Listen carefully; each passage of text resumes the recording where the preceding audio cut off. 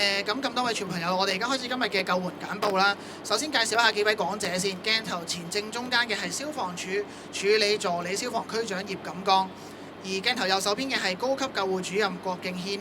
鏡頭左手邊嘅係警務處深水埗警區處理副指揮官劉志軍。咁我哋而家先將時間交俾葉 Sir， 唔該晒。各位傳媒朋友，大家好。消防處喺今日上午8點01分接獲報告，指石硤尾村美裕樓21樓一個單位發生火警。消防人員喺上午8點05分，即係火警發生後約4分鐘之後到達現場。消防處一共調派咗13架消防車、13架救護車，一共出動咗91名消防及救護人員，動用咗1條喉及1隊煙霧隊進行灌救同埋搜救。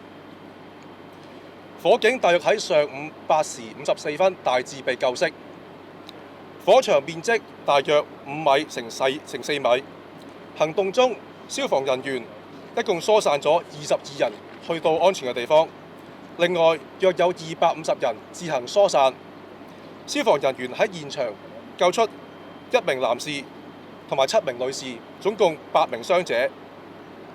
消防人員亦都喺事發單位發現1名男士明顯死亡，其餘所有嘅傷者都由救護車送院。咁至於個起火原因呢，就尚在調查當中嘅。咁我哋會從多方面進行調查，咁亦都會包括咗從電力故障方向進行調查嘅。咁消防人員呢喺滅火同埋救援上遇到嘅困難呢，就包括我哋同事上到走廊嘅時候呢，已經係濃煙密佈㗎啦，咁就增加咗個搜救嘅難度嘅。嗱，咁另外亦都想講講喺就宏福苑火災發生之後呢，消防處已經由自己內部嘅人手調配成立咗快速應變專隊。當火警發生嘅時候，會即時出動去協助前線嘅人員檢查大廈嘅消防裝置及設備嘅效能同埋工作狀態。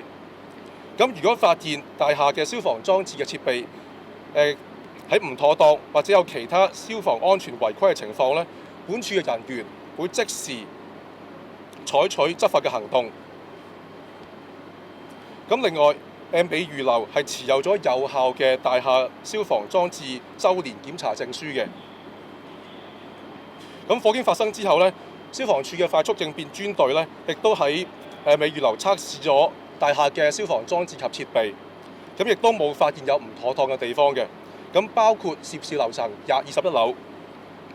咁另外我亦都想講講，喺12月16號，房署亦都為咗美裕樓進行咗一個自願嘅警鐘檢查，咁結果咧都發現個大廈嘅警鐘咧係運作正常嘅。咁另外亦都想趁呢個機會咧呼籲，咁而家風高物燥，咁個濕度係好低嘅，咁大家記住小心防火。另外市民亦都要注重翻自己嘅居住地方同埋工作地方嘅逃生途徑嘅暢通，就唔好放置雜物。另外，大家市民亦都要正確咁樣使用喉轆，同埋要熟悉翻自己工作同埋居住地方喉轆嘅位置。好，跟住落嚟傷者嘅情況，我交俾救護同事啊。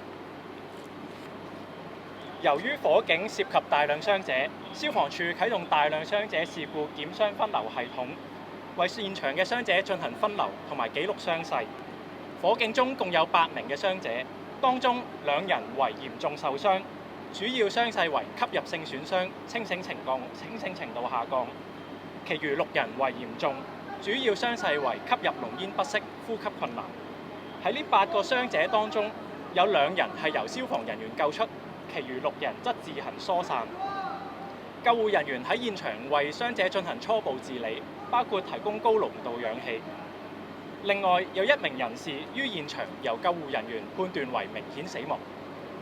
消防處總共動用5架次嘅救護車，將呢8名嘅傷者分別送去2間醫院，其中6人送去明愛醫院，2人送去廣華醫院。以下嘅時間交俾警方嘅同事。好，咁多位傳媒朋友，去翻中間好，冇問題，冇問題。好，咁多位傳媒朋友，你哋好啦，我係處理深水埗區副指揮官劉志軍啦。我補充翻警隊喺呢個火警裏面嘅調配啦。咁今日朝早大約8點鐘啦，咁警方咧就接報喺石硤尾村美裕樓21樓嘅一個單位咧就發生火警嘅。咁警方嘅西九龍衝鋒隊、機動部隊同埋深水埗分區嘅同事咧，總共大約40人啦，就5分鐘後到場，就聯同消防嘅同事咧就到場協助居民去疏散咗大約250人啦。咁火警喺10幾分鐘後就被救熄㗎啦。咁警方咧就聯同民政專員就安排被影響嘅居民咧到附近嘅學校暫避啊。咁而家都係安全嘅。咁民政處咧亦都開放咗附近嘅社區會堂啦，同埋安排咗關愛隊咧就到場協助嘅。咁事件咧，警方就將偉志街啦就由窩仔街到南昌街嘅一段就封閉，所以需要前往偉志街一段嘅同事咧，亦都需要留意啊。咁案件咧就會交由深水埗警區刑事調查隊第7隊配合埋消防處就進行調查嘅。咁而家暫時個起火原因都係有待調查啦。咁行動完畢之後咧，就會盡快解封翻呢一度啦。咁警方咧亦都對死者嘅家屬啦，就致以最深切嘅慰問啦，亦都希望傷者咧可以早日康復啦。咁警方嘅簡報就到此為止啦。唔該咁多位。而家係傳媒答問嘅環節啦。請想發問嘅傳媒代表先舉手，然後講出你代表嘅傳媒機構，每人最多發問2條問題。黑色衫嗰位女士啊，唔該。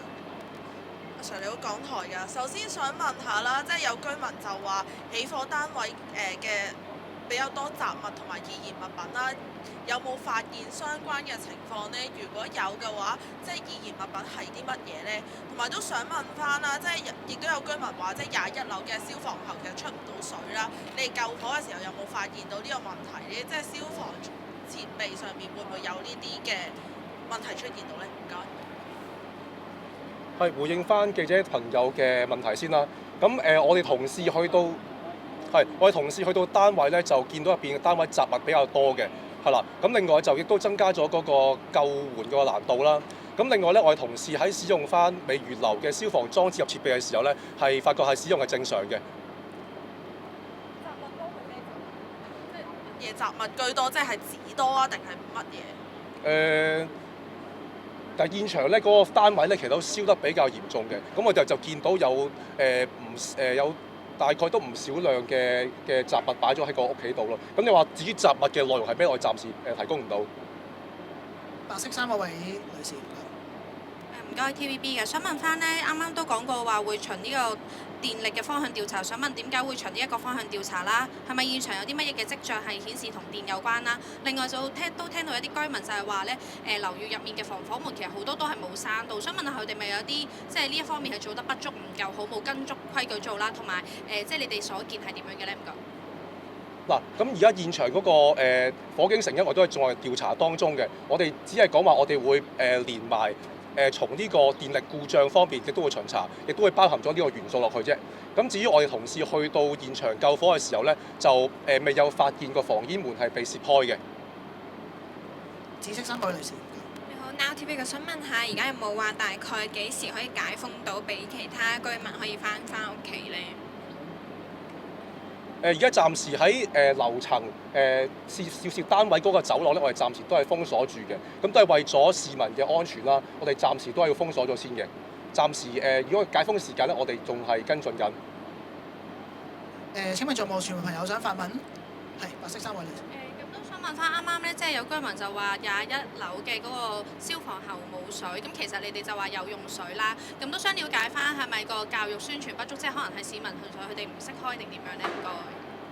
所以我都想趁呢個機會咧，就同大家市民講，要正確咁樣使用、學習咁樣使用嘅喉轆啦。同埋我哋其實消防處嘅網頁咧都有好清晰嘅指示，教育翻市民點樣使用嗰個喉轆嘅。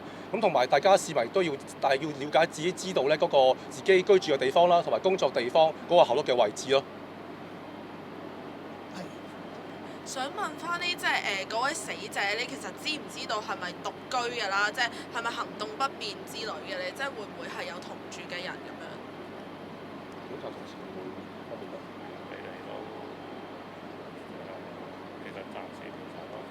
？OK， 呢個資料我暫時調查當中嘅，咁我哋稍後會跟進翻啦。想問仲有冇傳媒朋友想發問？如果冇嘅，咁我哋今日嘅簡報就到此為止。唔該晒咁多位。